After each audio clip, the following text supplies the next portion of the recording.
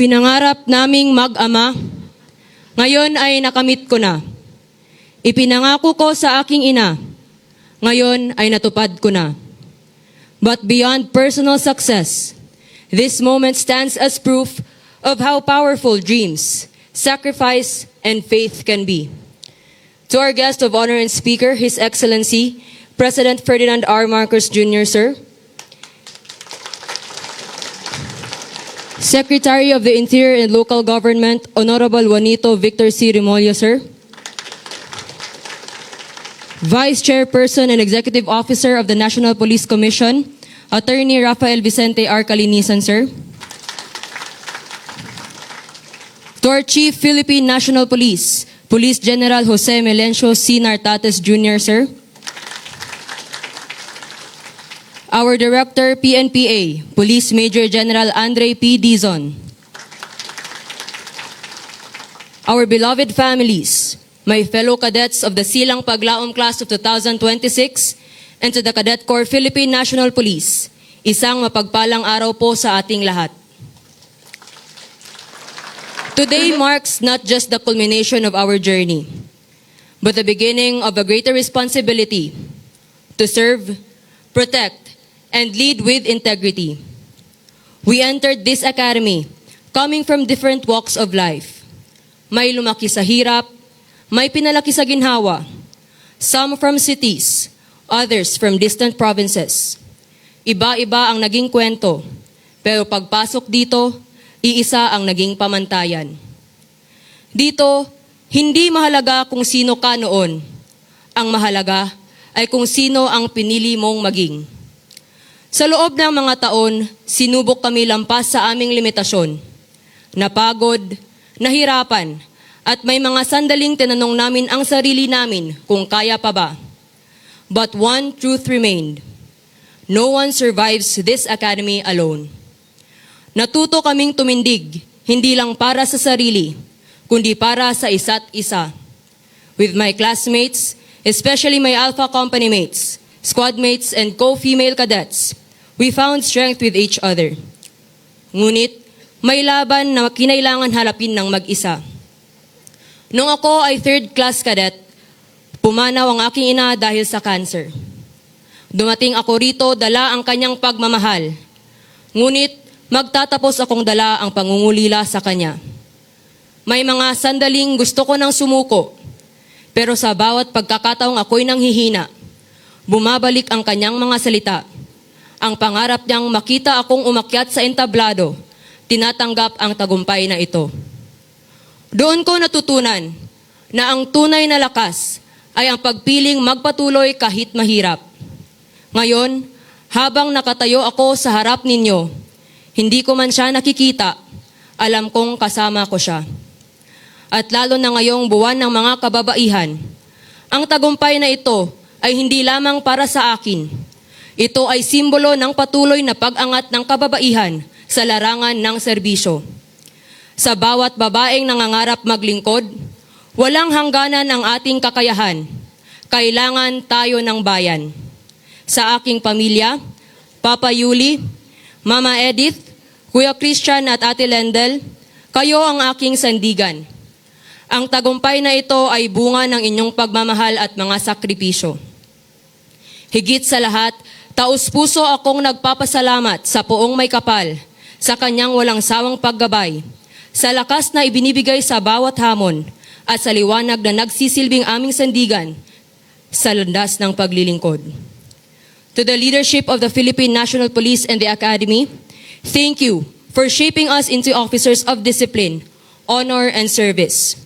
To my classmates, Bok, this achievement is ours. Iba man ang ating pinanggalingan at pinagdaanan, iisa ang ating paninindigan, ang maglingkod ng tapat sa bayan. As we receive our diplomas, let us remember, this is not a symbol of power, but of trust. Tiwalang dapat nating ingatan sa bawat kilos at desisyon. Sa ating Pangulo, Ferdinand Marcos Jr., sir, asahan po ninyo na kami ay magsisilbi bilang mga lingkod bayan na may integridad, disiplina, at tunay na malasakit sa mamayang Pilipino.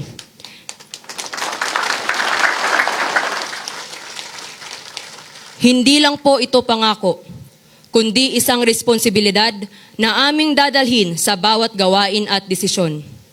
Kami po ay maninindigan para sa batas at patuloy na magsisikap na mapanatili ang kapayapaan at kaayusan ng ating bansa, na may respeto sa tiwalang ibinibigay sa amin ng taong bayan. Kami ang silang paglaom, ang pagsibol ng pag-asa ng bayan. At sa huli, hindi kami nagmamarcha para sa aming sarili, kundi para sa aming mga pamilya at para sa sambayanang Pilipino na aming sinumpaang paglingkuran. Dahil ang bawat hakbang namin ay hakbang para sa bayan. Mabuhay ang Philippine National Police, mabuhay ang Philippine National Police Academy, at higit sa lahat, mabuhay ang sambayanang Pilipino. Sama-sama nating tahakin ang landas tungo sa bagong Pilipinas. Maraming salamat po. My warmest congratulations to the Silang Paglaong class of 2026 on your graduation.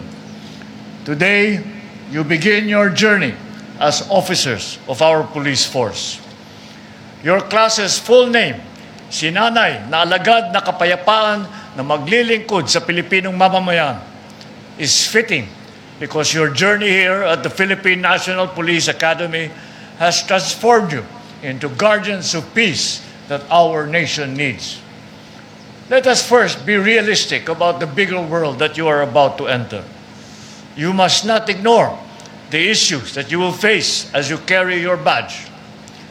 While the nation's trust in the police force has climbed in these last years, there is still room for improvement. Alam kong marami pa rin sa ating mga mamamayan ay may alinlangan sa kapulisan. Our security is weakened when the hands sworn to protect are tainted. Kaya dapat baguhin natin ito. Ladies and gentlemen, your duty has always been to maintain peace and order. And that is why I have ordered to the PNP to ensure a visible presence and disciplined conduct in every community. Pinaparami natin ang ating tinatawag na cops on the beat. The PNP, together with NAPOLCOM, must also maintain a zero-tolerance policy for corruption and for human rights abuses. There is no room in this profession for those who bend or break the law. I also ask the PNP and the DILG to continue conducting prompt and objective investigations into every officer that violates their oath. We must also continue to bridge the gap between the police and the community through regular engagements. And the hard work that we must do has already begun. Throughout the PNP ranks, we have conducted thousands of investigations on erring personnel, resulting in disciplinary actions. We can improve public trust through enhanced police visibility and transparency in these investigations. Furthermore, our nationwide moral recovery sessions last year were designed to strengthen your moral and spiritual foundation. Ginagawa natin ang lahat ng mga ito dahil ang tunay na lakas ng ating kapulisan ay nasa kalinisan ng inyong dangal at prinsipyo. To our graduates, I challenge you to transform the PNP into one that is deeply trusted by our citizens.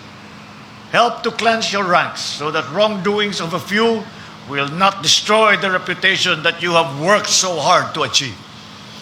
Become problem solvers by fairly enforcing the law. Be law enforcers who will bring closure and justice to our people, especially those who have been oppressed. And never forget your duty to the Republic. Always keep in mind that your oath is tied to the Republic and the Filipino people alone. Leave all other interests at the door. I am certain that your time here at the PNPA and your career in the police force will reinforce the credibility of our institutions. Do not leave your training in these halls. Let the courage and discipline that has been instilled in you by the PNPA guide your every decision throughout your service. Be the reason why our citizens will feel safe wherever they might be. public trust in law enforcement, and enhanced citizen engagement will increase as long as you demonstrate integrity and professionalism in your work. There is no greater reward than knowing that you wear a uniform that your fellow Filipinos respect and admire. Kayo ang inaasahan ng pamahalaan na maging katuwang sa pagbuo ng isang bagong Pilipinas. As you know, our world is being shaken by conflicts. Conflicts that disrupt not only security, but the livelihood and our well-being. This is a reminder of how fragile peace and order is. Talagang may dahilan kung bakit kayo ang silang paglaon, sinanay na alagad ng kapayapaan na maglilingkod sa Pilipinong mamamayan. By doing your job with integrity, you can secure our communities and provide the stability that our country needs amidst these tensions. Kaya, sa mga miyembro ng Silang Paglaong Class ng 2026, taas nun ninyong harapin ang inyong katungkulan. Magsilbi kayong liwanag sa gitna ng pagsubok at pag-asa sa bawat Pilipinong inyong pinagsisilbihan. To our awardees who have demonstrated excellence, let your example be the standard for your entire career and an example to your peers. Once again, congratulations to the Silang Paglaong Class of 2026. Go out and lead with honor and with purpose. Maraming salamat at mabuhay ang ating kapulisan. Mabuhay ang bagong Pilipinas. Thank you, Mr. President.